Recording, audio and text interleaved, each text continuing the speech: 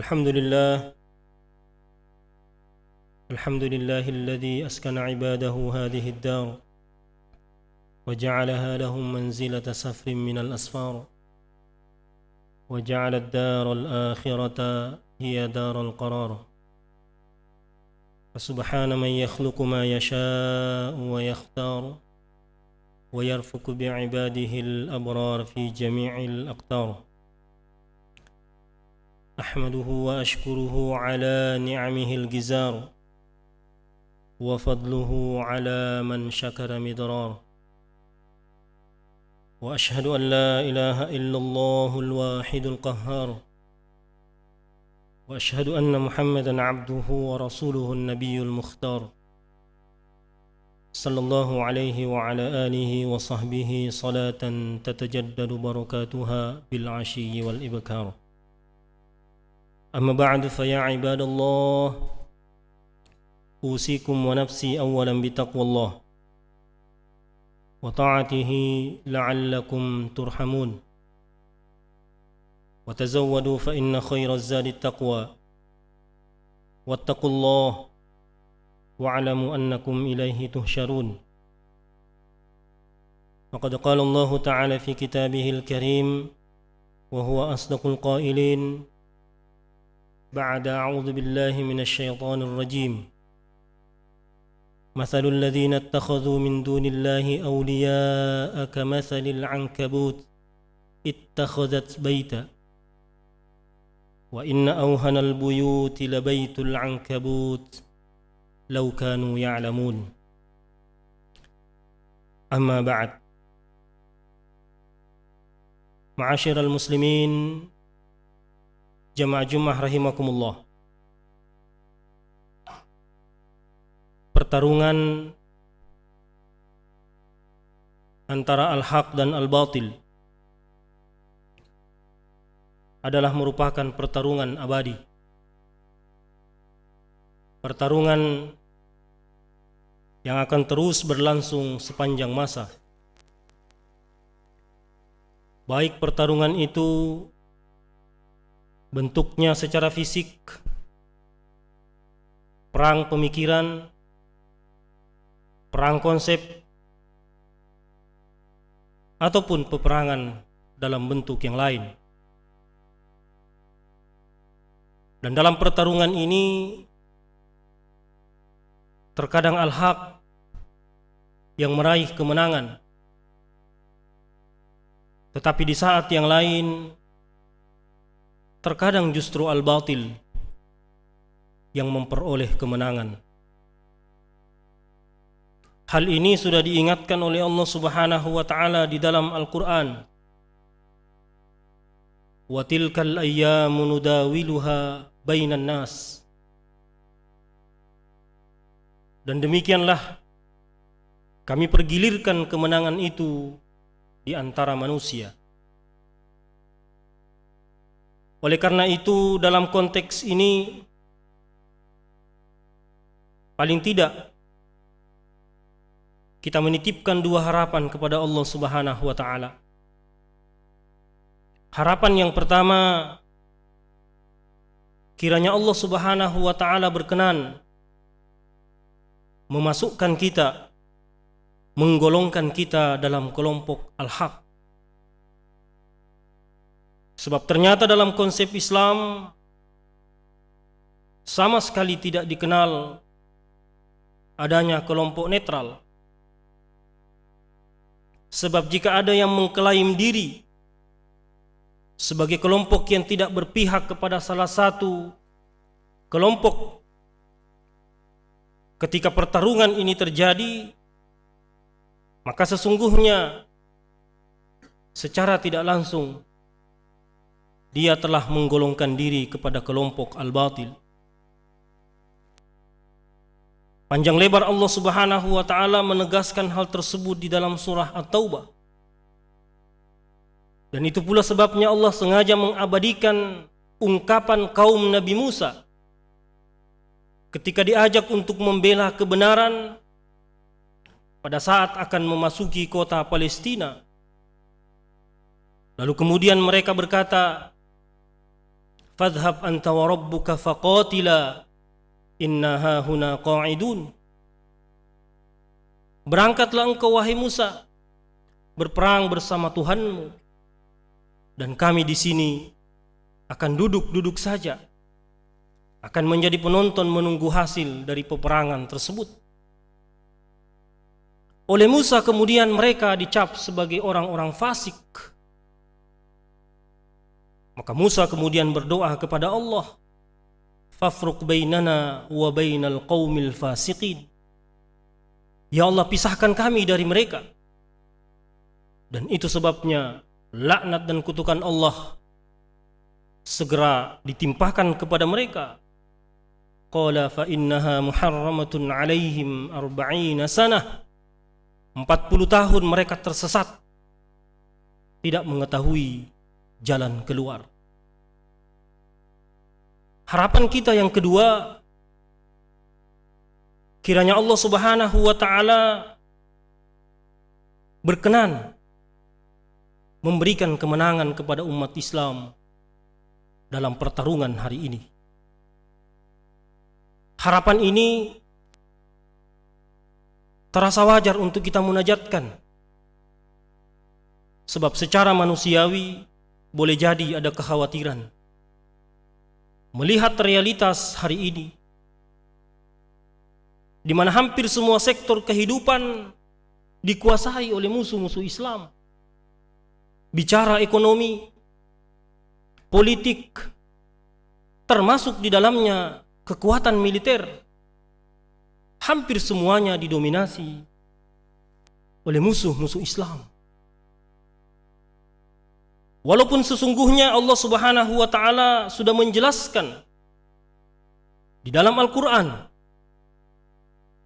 bahwa meskipun secara lahiriah musuh-musuh Islam itu terlihat kokoh dan tangguh, namun hakikatnya mereka sangatlah rapuh dan lemah, sehingga tidak tanggung-tanggung Allah Subhanahu wa ta'ala sampai kepada tingkat menggambarkan mereka, mengibaratkan mereka seperti sarang laba-laba. Masalul ladzina ittakhadhu min dunillahi awliya kamasalil ankabut. Perumpamaan orang-orang yang menjadikan selain Allah sebagai penolong-penolong mereka, sebagai sesembahan mereka, kamasalil ankabut, seperti sarang laba-laba. Wa inna awhanal buyut labaitul ankabut. Dan ketahuilah, sesungguhnya selemah-lemah sarang adalah sarang laba-laba. Lau kanu ya'lamun, jika mereka mengetahui. Ayat ini menegaskan kepada kita bahwa sesungguhnya musuh-musuh Islam sangatlah lemah. Maka kemudian lewat fakta sejarah dapat kita temukan beberapa kenyataan kalau kemenangan umat Islam sesungguhnya tidaklah terletak pada persoalan jumlah, pada persoalan kekuatan militer dan lain sebagainya. Di Perang Badar kita bisa saksikan dengan jumlah yang minim, persenjataan yang ala kadarnya, umat Islam berhasil meraih kemenangan. Raja Tolut ketika memimpin peperangan dari jumlah awal 80.000, ketika menyeberangi sungai yang tersisa tinggal 4.000, sehingga wajar kemudian pengikutnya sempat meratap, apakah dengan jumlah seperti ini kita bisa mengalahkan Jalut? Kemudian Allah Subhanahu wa ta'ala mengingatkan, kam min fi'atin qalilatin ghalabat fi'atan katsiratan biiznillah. Betapa banyak kelompok dengan jumlah yang kecil bisa mengalahkan kelompok dengan jumlah yang lebih besar. Kata kuncinya adalah biiznillah, dengan izin Allah. Inilah sesungguhnya yang hendaknya menjadi agenda utama kita, PR besar kita, bagaimana meraih dan mendapatkan bantuan Allah Subhanahu wa ta'ala. Maka sejatinya orang-orang yang beriman tidak pernah gentar dengan banyaknya jumlah musuh. Orang-orang beriman sejatinya tidak pernah khawatir dengan canggih dan modernnya persenjataan yang dimiliki oleh musuh. Yang dikhawatirkan oleh orang-orang yang beriman adalah ketika mereka jauh dari Allah Subhanahu wa ta'ala. Ketika lisan mereka tidak lagi basah karena zikir kepada Allah Subhanahu wa ta'ala. Itu sebabnya kita diajarkan doa. Allahumma inna nas'aluka lisanan dzakira. Ya Allah, karuniakan kepada kami lisan yang senantiasa berzikir. Yang dikhawatirkan oleh orang-orang yang beriman adalah ketika mereka tidak lagi akrab dengan Al-Quran. Itu sebabnya kita diajarkan doa. Allahumma ja'alil Qur'ana lana fid dunya qarina. Ya Allah, jadikan Al-Quran ini sahabat dalam kehidupan kami. Yang dikhawatirkan oleh orang-orang yang beriman, ketika mereka lebih sering membaca pesan di HP dibandingkan pesan-pesan ilahiyah di dalam Al-Quran. Yang dikhawatirkan oleh orang-orang yang beriman adalah ketika usia mereka bertambah, tetapi kebaikan mereka tidak bertambah. Itu sebabnya kita diajarkan doa. Allahumma ja'alil hayata ziyadatan lana fi kulli khair. Ya Allah, jadikan bertambahnya usia kami seiring dengan bertambahnya kebaikan kami. Yang dikhawatirkan oleh orang-orang yang beriman adalah dosa-dosa mereka yang bisa menyebabkan turunnya murka dan marahnya Allah Subhanahu wa ta'ala. Itu sebabnya Allah mengajarkan kepada kita doa. Rabbana la tu'akhidna in nasina au akhtana. Ya Allah, jangan engkau siksa kami ketika kami lupa dan salah. Sekali lagi, yang dikhawatirkan oleh orang-orang yang beriman bukanlah musuh-musuh mereka, tetapi yang dikhawatirkan adalah bagaimana kondisi keimanan mereka, bagaimana kondisi mereka di mata Allah. Apakah mereka layak untuk dibantu oleh Allah Subhanahu wa ta'ala dalam rangka meraih kemenangan. Semoga kehadiran bulan suci Ramadan dapat kita manfaatkan semaksimal mungkin untuk mengakrabkan diri kita dengan Allah, untuk melakukan proses internalisasi Al-Quran agar kita bisa membumikan Al-Quran. Bagaimana lisan kita basah karena zikir kepada Allah, bagaimana malam-malam di bulan Ramadan dapat kita manfaatkan untuk meratap dan meraung di hadapan Allah terhadap banyaknya dosa dan pelanggaran yang kita lakukan. Dan semoga Allah Subhanahu wa ta'ala memberikan kemudahan kepada kita untuk menikmati bulan suci Ramadan. Barakallahu li wa lakum fil Qur'anil Karim wa nafa'ni wa iyyakum bima fihi minal ayati wadh-dhikril hakim. Taqabbala minni wa minkum tilawatahu innahu huwas samiul alim. أقول قولي هذا واستغفروه إنه هو الغفور الرحيم.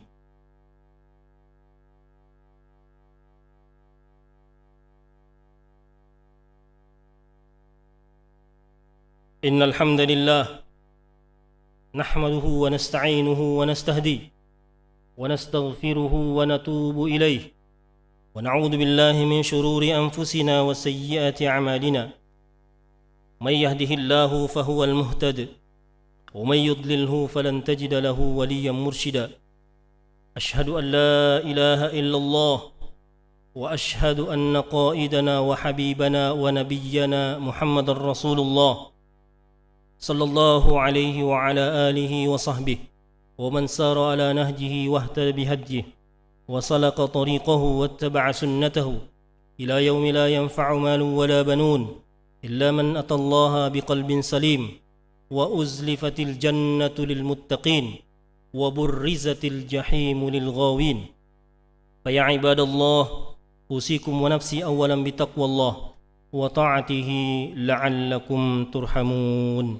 اللهم اغفر للمسلمين والمسلمات والمؤمنين والمؤمنات الأحياء منهم والأموات، إنك أنت السميع قريب مجيب الدعوات يا قاضي الحاجات. اللهم أعز الإسلام والمسلمين، وأن تجمع كلمتهم على الحق والدين، وأن توحد صفوفهم وتعلي رايتهم، وأن تنصرهم نصرا معزرا من عندك، إنك على كل شيء قدير. اللهم ربنا ظلمنا أنفسنا، وإن لم تغفر لنا وترحمنا لنكونن من الخاسرين، وتب علينا إنك أنت التواب الرحيم. اللهم أصلح لنا ديننا الذي هو عصمة أمرنا، وأصلح لنا دنيانا التي فيها معاشنا، وأصلح لنا آخرتنا التي إليها معادنا، واجعل الحياة زيادة لنا في كل خير، واجعل الموت راحة لنا من كل شر. اللهم نور قلوبنا بنور القرآن، واهدنا بهداية القرآن، وزين أخلاقنا ببركة القرآن. ربنا آتنا في الدنيا حسنة وفي الآخرة حسنة وقنا عذاب النار. عباد الله، إن الله يأمر بالعدل والإحسان وإيتاء ذي القربى وينهى عن الفحشاء والمنكر والبغي، يعظكم لعلكم تذكرون. فاذكروا الله يذكركم، واشكروه على نعمه يزدكم، واسألوا الله من فضله يؤتكم، ولذكر الله أكبر، والله يعلم ما تصنعون. وأقم الصلاة.